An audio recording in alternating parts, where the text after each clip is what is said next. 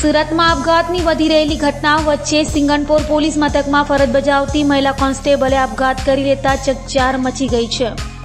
સુરતમાં આપઘાતની વધી રહેલી ઘટનાઓ વચ્ચે એક મહિલા પોલીસ કોન્સ્ટેબલે આપઘાત કરી લેતા ચકચાર મચી ગઈ છે।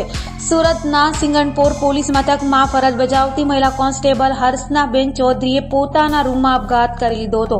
તો પોલીસ મથકે ન પહોંચેલી મહિલા કોન્સ્ટેબલની જાણ માટે તેના રૂમ પર ગયેલા પોલીસ કર્મીઓને મહિલા પોલીસ કોન્સ્ટેબલની લાશ મળી આવી હતી, જ્યાંથી એક સ્યુસાઇડ નોટ મળી આવી હતી, જેમાં માતા અને બહેનનો ઉલ્લેખ કરી કહ્યું હતું કે માફ કરજો, જે વ્યક્તિ પર વિશ્વાસ કર્યો હતો એ વિશ્વાસ તૂટી ગયો છે। હાલ તો પોલીસે ગુનો નોંધી તપાસ હાથ ધરી છે।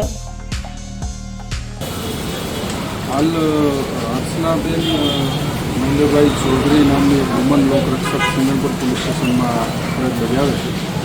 જેઓ ગઈકાલે રાત્રિના રોલ કોલના સમય સુધી ફરજ પર હતા।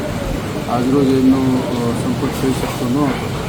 એ દરમિયાન તપાસ કરતાં સિંગણપુર વિસ્તારમાં આવેલ તેમના એપાર્ટમેન્ટના રૂમમાં પંખા સાથે ધરતી અને આત્મહત્યા કરેલી હાલતમાં મળી આવે છે, જે બાબતે સિંગણપુર પોલીસે અકસ્માત મોતનો ગુનો રજીસ્ટર કરી આગળની તપાસ હાથ ધરી।